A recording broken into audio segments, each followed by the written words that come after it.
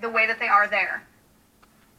Well, I think part of it is that any officer on the street doesn't want to be the next officer on CNN or the mainstream media for doing their job in the black community. But I think there's also another part to that, certain individuals may resist police more. It happens in all communities. I've had white people resist me just as much as black people. It happens. So I think there's several factors in that, but I think the main factor, especially recently, is police don't want to be the next guy on the news for doing their job. Right. So in a sense, the Black Lives Matter narrative puts police officers in more danger because they're worried about the political ramifications of their actions instead of just responding to any crime the way that they should, because it's a crime, not based off the color of the person's skin. That's scary, and that's a huge disservice to our men and women in blue who are already risking their lives, risking their safety, just responding to these incidents. And Vincent, this is the last question I would ask you then. Is there any objective evidence? Because we have it right here in front of us. We don't need more proof. We can see it for ourselves. Is there any objective evidence that will convince the left that their talking point where they say black people are targeted by police because of the color of their skin? Is there any objective evidence that will convince them that that's a lie?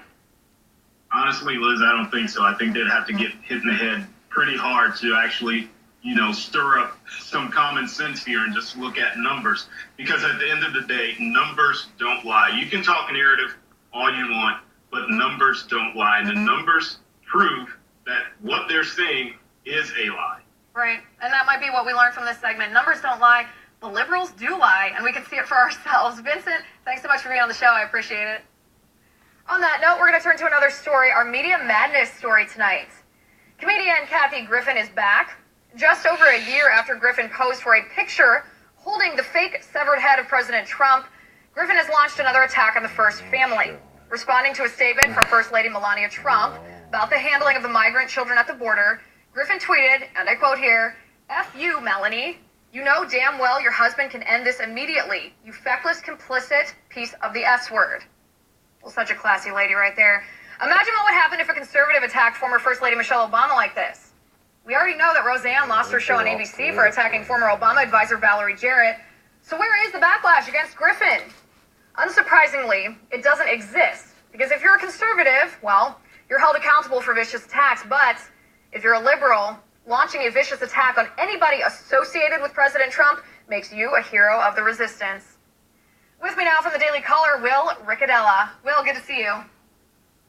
Hi, Liz. Thanks for having me on. All right, well, I actually was a little surprised this weekend that people gave Kathy Griffin as much attention as they did give her, following the incident last year where she held that bloody fake severed head of President Trump. I mean, at this point, she's such a pathetic attention seeker. That's all this is. Well, yeah, her career took an obvious nosedive after she held the severed head of Donald Trump up. I think it was today or yesterday she actually said that, she retracted her apology and said, it's not that bad because it wasn't a real head and it was fake blood. I mean, she's pretty much out of her mind at this point. Right.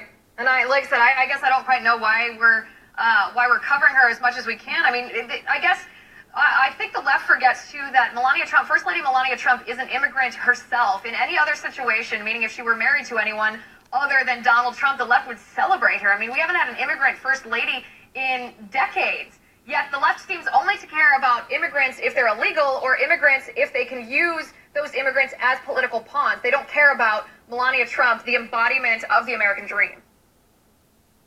Well, the left, the Democrats, and the media, which is pretty much like an appendage for the Democrats, I mean, largely, don't want to talk about Melania being an immigrant coming here legally. I mean, it smashes, it destroys their narratives. Also being, the first immigrant first lady, it doesn't look good on their narratives. I mean, that's really a strong point for conservatives. And this isn't really a war for the truth. This is a war for narratives. I mean, the left is about telling stories. If it doesn't comport to their story, it's not worth telling. Right. And I think you're right. And imagine just for a second, I said this in the introduction, but it's still, the hypocrisy here and the contrast is always crazy.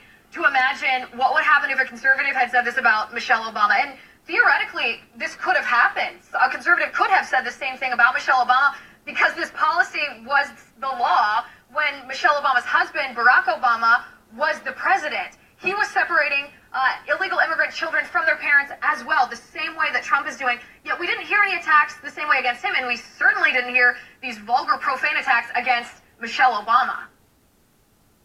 Well, I mean, look at how the Democrats talk about Republican women. I mean, some of them, I mean, most of the time they're implicitly saying that Republican women don't know that what's good for their own interests, if they're not explicitly saying it. Hillary Clinton said the reason she lost is because women listen to their husbands. I mean, they have a really perverted view of Republican women and why people think differently than they do. They just cannot fathom that their liberal policies have been a failure and that people see it and they know it. And, they're literally shocked by this.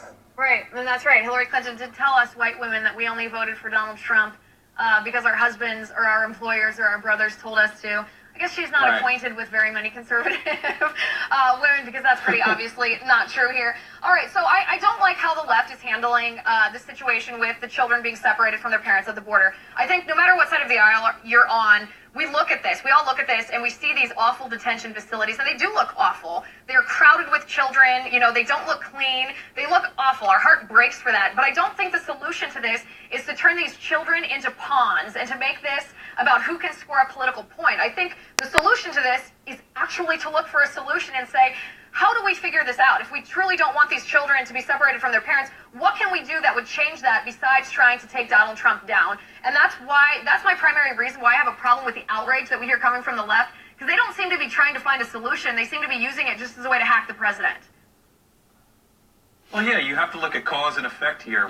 Why are so many minors, unaccompanied minors, why are people using children as pawns to get across the border? And that's largely because of DACA, which President Obama signed into law by executive order in 2012. Since then, child arrivals at the border have spiked, and people really think that, if I bring my child to the border, this is the best case for me to get into the United States of America. Since then, and with correlating to the childhood arrivals at the border, a lot of these kids are kidnapped. There's human trafficking. We don't really know if those are their parents bringing them to the border. That's the whole point. We have no idea who's coming here, why they're bringing kids with them. Some of them are coming here for to bring their child in so that they can stay due to the catch and release programs. This is something that was largely created because nobody followed the law before, created these incentives, and now that we're following the law now, it's disincentivizing people from kidnapping children in Mexico or Latin America in order to stay in the United States of America. If you're really against separating families, you would be for enforcing the law. The whole point of the law is to disincentivize or create disincentives for people to come to the border with children in the first place. Right, and I think, too, that liberals especially forget that no one's forcing these families into this situation. They're choosing to break the law. There are legal means to seek asylum in our country, and that does not include, the legal means do not include crossing the border improperly. It means going to our port of entry and seeking asylum via that method. It also does not include coming across the border if you just want to, be an economic migrant. I mean, I don't blame people. I always say this on my show. I don't blame anybody from any other country for wanting to bring their family to the United States. If I lived anywhere else, I'd want to bring my family here too. But there are legal means to do it, and there are illegal means to do it. And when you do something illegally, there are consequences. That's part of what makes our country the greatest country in the world. That's part of what makes it a country that other people want to come to, because we respect our system of laws. Yes, I want to just add, it's very important not to blame the alien here. Blame the politicians that haven't followed the laws for many decades. I mean, that's really the problem. That's what's created this crisis in the first place. Donald Trump inherited it, and, he's doing exactly what the laws were created to do, disincentivize such things from happening more in the future. Right, and I think it was the Department of Homeland Security statistic that said that just in the past couple of years, there's been a 300% spike in the number of illegal aliens who are bringing children who are not their own children, but pretending that they're children, basically creating a fake family to try to be part of this catch and release program. So I do think it's an apropos thing to do, to look back at past administrations and say, well, what kind of policy in that past administration made this something desirable, made this a loophole or a vulnerability that caused illegal immigrants to think, well, that's how we can get in without any consequences. And it is the catch and release program that we saw under President Obama. Will, I do appreciate you coming on the show. Thanks for being here. All right, guys, you have 1 minute to tweet me at Liz_Wheeler before we're back. Never doubt for 1 minute that the radical left is trying to break down traditional morals and values. A university in California, a state-sponsored university, says on their website that it's okay for kids to engage in sexual play and to watch pornography. Why they are hideously wrong and why it's egregious our tax money is going to this school, that's coming up shortly.